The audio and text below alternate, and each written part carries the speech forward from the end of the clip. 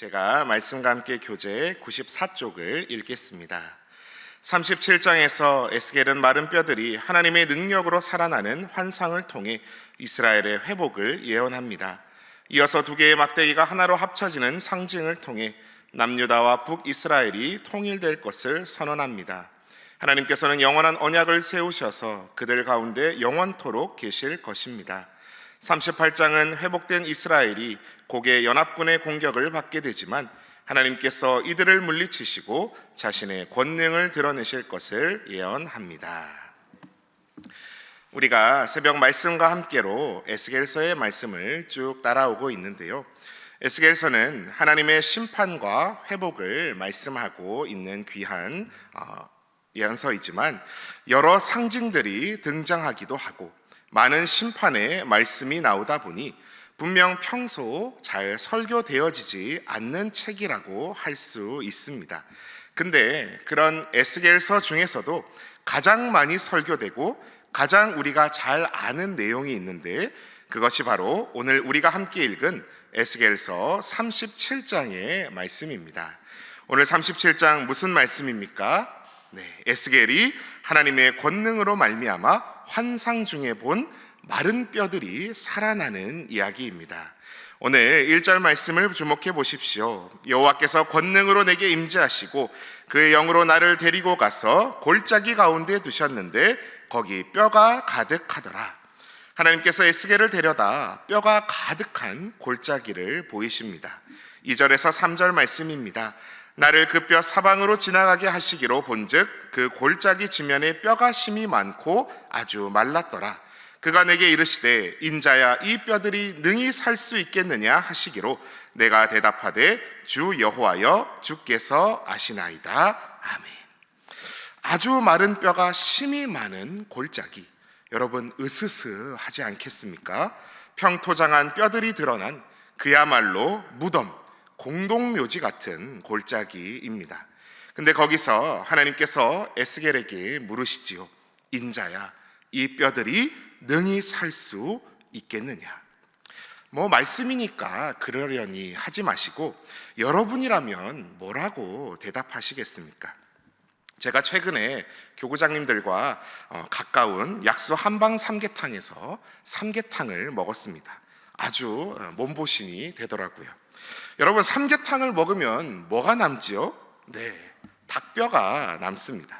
근데 만약에 제가 여러분들과 함께 식사하고 나서 아주 살점 하나 없이 쪽쪽 발라먹은 닭뼈를 이렇게 쌓아놓고는 권사님, 집사님, 요 닭뼈가 다시 닭으로 살아날 수 있을까요? 없을까요? 하면 뭐라고 생각하시겠습니까? 아니 목사님이 닭 잡내 잡으라고 준 인삼주를 아주 그냥 병째 드셨나? 말도 안 되는 소리 하고 있네. 그러시지 않겠습니까? 자, 다시 본문으로 돌아와서 하나님께서 질문하십니다. 사람아, 이 뼈들이 능히 살 수 있겠느냐? 저라면 그랬을 거예요. 하나님 존전에서 좀 죄송하지만 그게 말이 됩니까? 아주 바짝 마른 뼈입니다. 안타깝지만 생명은 끝났습니다.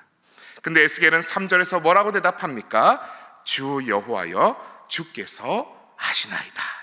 여러분 이 대답이요, 몰라요, 나는 몰라요, 하나님께서 아시든가 말든가 이런 말이 아니고요, 절절한 믿음의 고백입니다. 주 여호와여, 원어로 아도나이 여호와, 하나님의 거룩한 이름을 두 번이나 반복하여 부르며 사람의 생각으로는 도저히 살 수 없는 뼈이지만 하나님의 다함없는 능력으로 회복과 구원의 길로 인도하시기를 믿음으로 붙드는 우회적인 고백인 것입니다. 그리고 그 고백 후에 무슨 일이 일어납니까? 우리 너무나 잘 아시지요. 하나님께서 그 모든 뼈에게 살아나라 하시는 그 말씀을 에스겔이 대언하게 하십니다. 그리고 7절 말씀에서부터 그 뼈들이 서로 연결되고 힘줄이 생기고 살이 차오르고 그 위에 가죽이 덮여 육신이 회복됩니다. 근데 아직 생기가 없지요. 그리고 하나님께서 생기가 불어서 살아나게 하라 말씀하십니다. 그리고 그들이 살아나 서서 뭐가 됩니까? 극히 큰 군대가 됩니다. 그 뼈들의 정체는 누구였습니까? 오늘 11절 말씀 주목해 보십시오. 또 내게 이르시되 인자야 이 뼈들은 이스라엘 온 족속이라. 그들이 이르기를 우리의 뼈들이 말랐고 우리의 소망이 없어졌으니 우리는 다 멸절되었다 하느니라. 그 뼈들은 다름 아닌 바로 이스라엘 온 족속이었습니다. 북이스라엘이 망하고 남유다가 망하고 기나긴 바벨론 포로 생활에서 우리는 이제 끝났다, 다시 회복될, 다시 살 소망이 결코 없구나라고 말하던 이스라엘 백성입니다. 그러나 하나님은 어떤 분이십니까? 오늘 13절에서 14절 말씀을 우리 한 목소리로 봉독하겠습니다. 13절에서 14절입니다. 시작. 내 백성들아, 내가 너희 무덤을 열고 너희로 거기에서 나오게 한즉 너희는 내가 여호와인 줄을 알리라. 내가 또 내 영을 너희 속에 두어 너희가 살아나게 하고 내가 또 너희를 너희 고국 땅에 두리니 나 여호와가 이 일을 말하고 이룬 줄을 너희가 알리라. 여호와의 말씀이니라. 아멘. 우리를 포기하지 않으시는 분, 우리는 우리의 인생이 소생할 희망이 없는 죄악된 인생, 말라 비틀어진 뼈다귀 같은 인생이라고 말할지 모르나 여호와 하나님께서는 무덤을 열고서라도 거기에서 우리를 끌어내어 하나님의 성령을 부어 살리시는 하나님이시라는 사실입니다.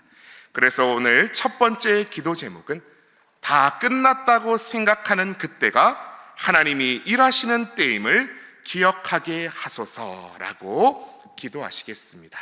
조금 긴데요. 다 끝났다고 생각하는 그때가 하나님이 일하시는 때임을 기억하게 하소서. 하나님께서 어떻게 이스라엘을 회복시키겠다 말씀하십니까? 15절 이하에서 보면 막대기 두 개를 합하는 상징을 보여주시며 갈라졌던 북이스라엘과 남유다가 하나가 될 것을 말씀하십니다. 22절 말씀을 보십시오. 그 땅 이스라엘 모든 산에서 그들이 한 나라를 이루어서 한 임금이 모두 다스리게 하리니 그들이 다시는 두 민족이 되지 아니하며 두 나라로 나누이지 아니할지라. 아멘. 우리가 6.25를 기억하는 예배나 통일을 위한 예배를 드릴 때 자주 인용하는 구절이기도 하지요. 한 나라를 이루어서 한 임금이 모두 다스리게 된다고 말씀합니다. 그 한 임금이 누구십니까? 24절로 이어집니다. 내 종 다윗이 그들의 왕이 되리니 그들 모두에게 한 목자가 있을 것이라.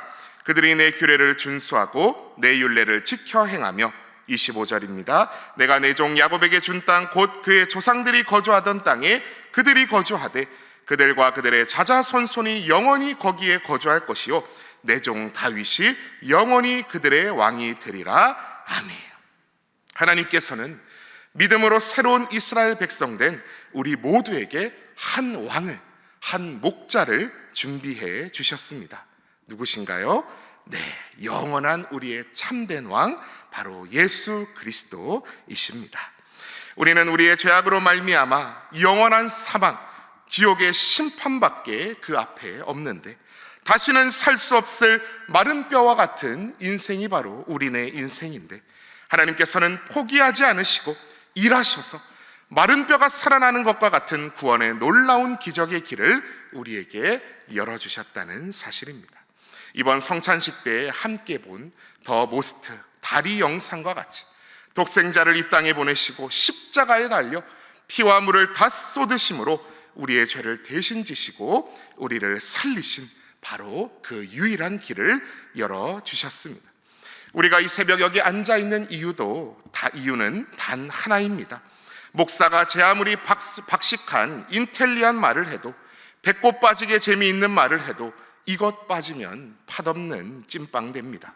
차라리 세상 수업이나 코미디 쇼를 가는 것이 낫습니다. 세상적으로 보면 저보다 뭐로 봐도 더 잘나신 우리 여러분들이 피곤하게 왜 여기 앉아서 이 새벽 제 말을 경청하고 계십니까? 바로 그 무엇으로도 대체할 수 없는 예수 그리스도의 보혈의 복음이 선포되기 때문 아니겠습니까? 우리의 중심에 붙들 것은 오직 주님밖에 없습니다. 오늘 에스겔 37장 마지막 27절에서 28절 하나님의 말씀을 주목하여 보십시오. 내 처소가 그들 가운데에 있을 것이며 나는 그들의 하나님이 되고 그들은 내 백성이 되리라. 내 성소가 영원토록 그들 가운데에 있으리니 내가 이스라엘을 거룩하게 하는 여호와인 줄을 열국이 알리라 하셨다 하라. 아멘. 어제 하나님의 회막을 세운 실로가 이스라엘 땅 중심에 있었다고 하신 위임 목사님의 설교가 기억나는 구절입니다. 오늘도 하나님 말씀하십니다. 내 처소가 그들 가운데에 있을 것이다. 내 성소가 영원토록 그들 가운데에 있을 것이다. 나는 그들의 하나님이 되고 그들은 내 백성이 되리라. 아멘이지요. 언제나 하나님의 말씀이, 예배가, 주님이 우리 마음 한복판을 차지하게 하셔서 마른 뼈와 같은 빈들과 같은 내 육신과 영혼이 주님 안에서 살아나는 복락을 차고 넘치게 누리시는 신일의 권속들 다 되시기를 축복합니다. 그래서 오늘 두 번째 기도 제목은 우리 마음 중심에 언제나 주님을 모시게 하소서라고 기도하시겠습니다. 우리 마음 중심에 언제나 주님을 모시게 하소서. 자, 이제 한 장 남은 다음 장 38장에서는 갑자기 곡이라는 이름이 등장합니다. 38장의 2절 말씀을 제가 읽겠습니다. 인자야, 너는 마곡 땅에 있는 로스와 메섹과 두발 왕 곧 곡에게로 얼굴을 향하고 그에게 예언하여. 마곡 땅에 있는 로스와 메섹과 두발 왕 곧 곡, 그러니까 곡이 왕 이름인 것 같기는 한데 구체적으로 뭔지 아시겠나요? 목사님, 제가 로스 구이는 들어봤어도 이건 잘 모르겠네요 하실 수도 있는데요, 이 지명과 이름에 대해서는 많은 학자들이 다양한 추측을 내놓고 있습니다만 성경의 맥락에서 볼 때 이것은 바로 우리의 최후 원수인 사탄의 세력을 말한다고 할 수 있겠습니다. 그 근거를 요한계시록 20장에서 찾아볼 수 있는데요, 잠시 요한계시록 20장으로 가서 제가 7절에서 10절 말씀을 봉독해 드리겠습니다. 천년이 참에 사탄이 그 옥에서 놓여 나와서 땅의 사방 백성 곧 곡과 마곡을 미혹하고 모아 싸움을 붙이리니 그 수가 바다의 모래 같으리라. 그들이 지면에 널리 퍼져 성도들의 진과 사랑하시는 성을 두루매 하늘에서 불이 내려와 그들을 태워버리고 또 그들을 미혹하는 마귀가 불과 유황못에 던져지니 거기는 그 짐승과 거짓 선지자도 있어 세세토록 밤낮 괴로움을 받으리라. 아멘. 사탄이요, 곡과 마곡을 미혹하여 싸움을 붙여 성도들의 진과 사랑하시는 성을 둘렀으나, 즉 침략했으나 하나님께서 그들을 심판하셨다라는 것입니다. 이 대목을 기억하시고 다시 에스겔 38장으로 돌아오겠습니다. 오늘 본문의 곡도 이스라엘 백성, 즉 하나님의 백성을 침략하게 되는데요, 8절 말씀 주목해 보십시오. 여러 날 후 곧 말년에 내가 명령을 받고 그 땅 곧 오래 황폐하였던 이스라엘 산에 이르리니 그 땅 백성은 칼을 벗어나서 여러 나라에서 모여 들어오며 이방에서 나와 다 평안히 거주하는 중이라. 아멘. 우리가 오늘 이 말씀으로 깨닫게 되는 사실은 사탄의 세력은 세상 끝날까지 하나님의 백성을 끊임없이 공격한다는 사실입니다. 우리의 인생이 예수 그리스도를 구주로 영접함으로 37장의 마른 뼈와 같이 살아남과 같이 살아나고 성도들이 함께 모여 큰 군대를 이룬 것 같은 교회를 이루었음에도 38장에서 곡의 침략, 사탄의 공격은 최후 승리의 때가 오기 전까지는 끝나지 않는다는 것입니다. 어제 주일 오후 찬양 예배 때, 설교 때 쿠바 선교사님, 이범찬 선교사님이 말씀하셨지요. 어쩌면 순교의 시험이 더 쉬울지 모른다. 우리에게 어려운 것은 순대의 시험이다.